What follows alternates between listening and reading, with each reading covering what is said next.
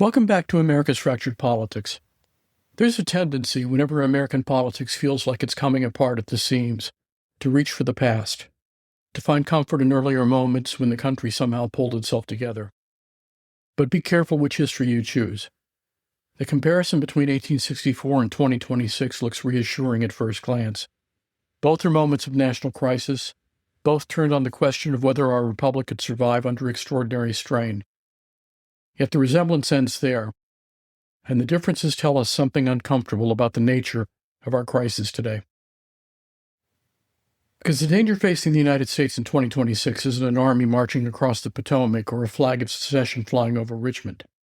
It's something subtler, quieter, more inward. It's the corrosion of belief in elections, in institutions, and the very rules that define constitutional government.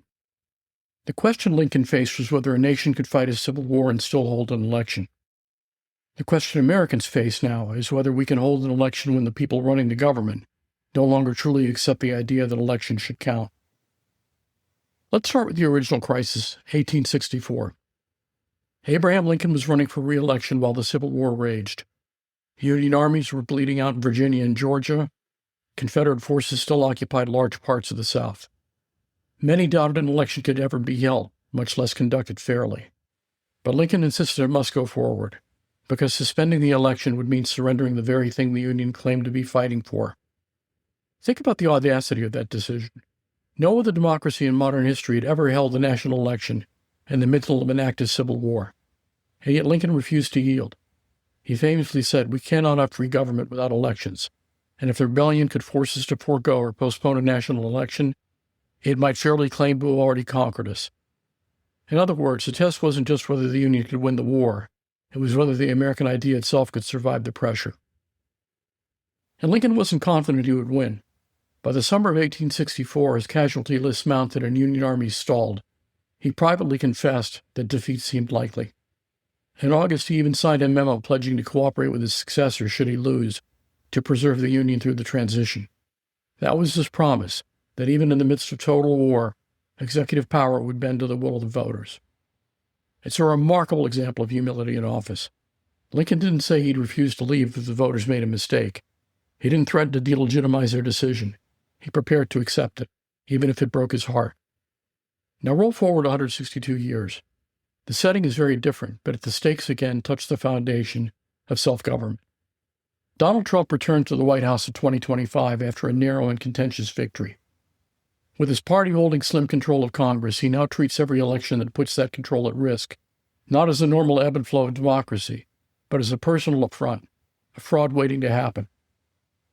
While Lincoln committed to abide by the results of an uncertain election, Trump has built his image precisely around refusing to do so. His career since 2016 has been defined by grievance against the mechanisms of democracy themselves, denying the legitimacy of losses, discrediting vote counts, and turning technical election rules into partisan weapons. Across the states, Republican legislatures aligned with him, having rewritten voting laws, changed certification procedures, and targeted local election officials for harassment or removal.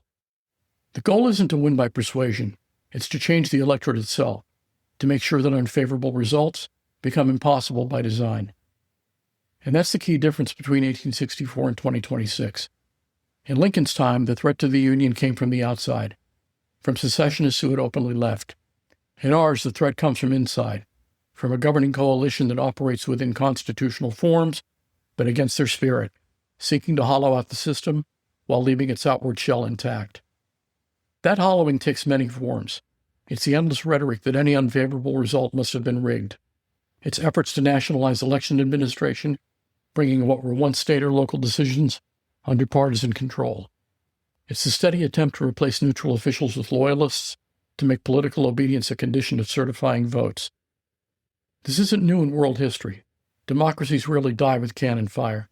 More often they erode from within, through people who say they love the Constitution but treat it as an obstacle to be overcome, not a covenant to be kept.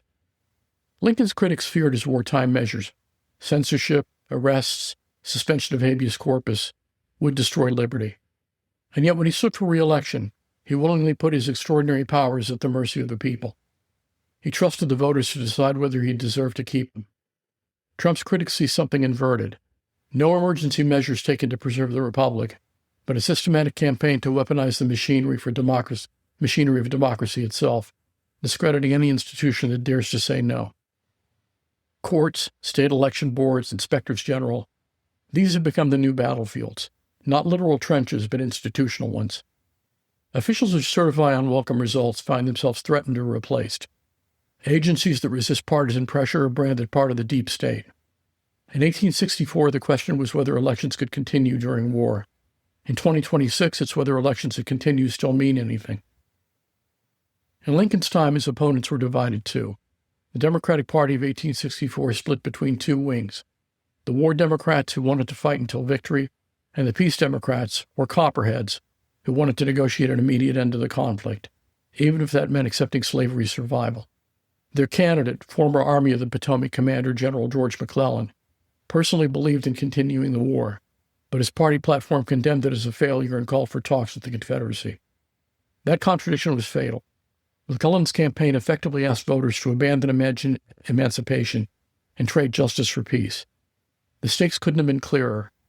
Should the Union finish the fight to destroy slavery, or stop short and leave it embedded in the so-called restored Union? Union soldiers themselves made that choice vivid. For the first time in American history, hundreds of thousands of troops voted from the field, sometimes by couriered ballots, sometimes on furlough. When those votes came in, they broke overwhelming for Lincoln, by a margin of nearly 4-1. The men most directly paying the costs of the war wanted to see it through to victory. That was the defining moral line of the election. Would America choose exhaustion and compromise, or endurance and justice? The year 2026 poses no such question about slavery or secession.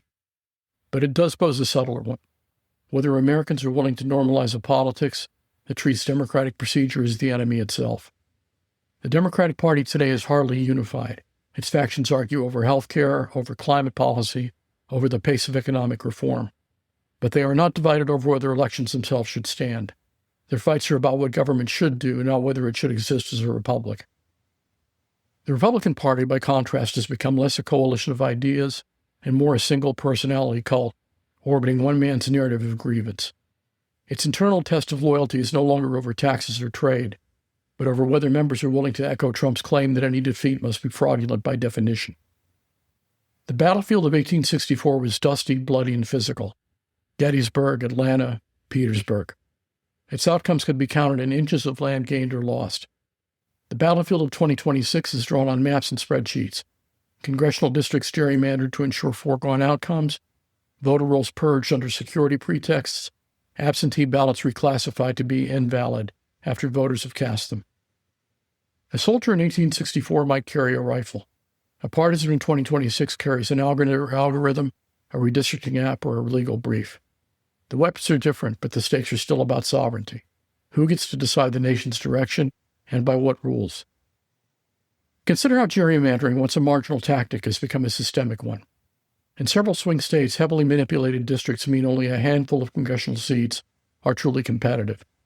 The rest are locked in by design, turning general elections into rituals of confirmation rather than contests.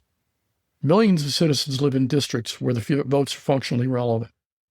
Add to that the wave of threats against local elections and election administrators, people who once performed thankless apolitical work and now face harassment, doxing, or even armed intimidation. Some have resigned. Others have been replaced by openly partisan officials. The process itself is under siege. And hovering behind all of this is the rhetoric from the top, the constant drumbeat that says only one party's victories are legitimate, and that the system is rigged unless it produces a desired outcome. That's what separates ordinary political competition from institutional decay. It creates a feedback loop in which every defeat becomes proof not of persuasion lost, but of conspiracy won. In 1864, nobody could mistake the stakes. The war was in the daily news. Every family knew someone at the front. Every headline spoke of battles, casualties, and the survival of the Union. No one could pretend politics was ordinary. In 2026, the situation is the opposite. The illusion of normalcy. There are still ballots, debates, campaign ads, and the familiar theater of election night coverage. But beneath that service, the structural rules of participation are being rewritten. Votes may be cast and counted, but only within boundaries carefully engineered to ensure that one side never really loses. That's how democracies degrade without appearing to die. The form remains, the rituals, the ceremonies, but the content drains away. It's the difference between a living constitution and a constitutional facade. A historian might put it this way.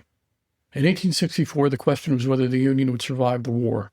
In 2026, the question is whether self-government can survive itself. It's not about whether we'll have states and elections on paper, but whether the peaceful transfer of power, the beating heart of the democratic experiment, will remain real. Once one side decides that losing is unacceptable and rewrites the rules to make sure it never happens, the transfer ends, and so does democracy in any meaningful sense. In November 1864, Americans voted for more war, knowing fully what that meant. They voted to see it through, despite fatigue and grief. They chose to destroy slavery and finish the rebellion, even at the cost of more death. When Lincoln heard the results, he said with relief, "This shows that a people's government can sustain a national election in the midst of a great civil war." It wasn't triumphalism. It was gratitude. Gratitude the democracy itself had held. In 2026, the choice is less visible but no less profound. There is no Confederate army marching on Washington. The enemies of democracy hold office, not battlefields. The question for voters is whether to reward a political movement that openly says, if we lose, it's fake. If we win, it's forever. That's a test of national character, and whether enough Americans still believe that power should alternate peacefully, that losing is part of the deal, and that elections only mean something if both sides accept they might fail. History doesn't repeat, but it does rhyme. In 1864, the rhyme was war and perseverance. In 2026, it's manipulation and apathy, the creeping willingness to let each outrage fade into background noise. And yet, the tattered blue uniforms once voted under fire to preserve the Union. Ordinary citizens today have a quieter weapon: participation. Voting, organizing, exposing, testifying, refusing to yield to intimidation or cynicism. Every act of engagement becomes an act of resistance against erosion. Maybe that's the tragic wisdom of American democracy. It never stays safe for long. Its survival always depends on renewal by people who could easily give up but don't. Lincoln called it government of the people, by the people, for the people. What we discover time after time is it can also be government endangered by the people, rescued by the people, and sometimes, barely, saved by the people. So when we look back at 1864, we shouldn't feel comforted. We should feel challenged. They preserved elections under cannon fire. We are asked to preserve them under something quieter but just as dangerous: a corrosion of belief itself. Because if there's one lesson from Lincoln's time, it's this: institutions survive not by force of habit, but by the moral choices of citizens. The republic isn't self-sustaining, it's self-willed. And when a nation stops believing that, no constitution, however well written, can save it. The story of 1864 ends in victory: Appomattox, emancipation, the survival of the Union. The story of 2026 hasn't been written yet, but what's at stake is just as clear. It's not that Union that may be lost this time. It's the integrity of the Union's soul. And perhaps years from now, historians will look back and say, yes, America faltered again, but once more it chose to stand. This is on all of us. Let's fight for our democracy. Let's fight to keep it. If we could hold an election successfully in 1864 in the midst of a war, we can do it in the midst of Donald Trump's shenanigans. Fight back, be part of it, and never give up. This has been America's Fractured Politics. Until next time, thank you for listening.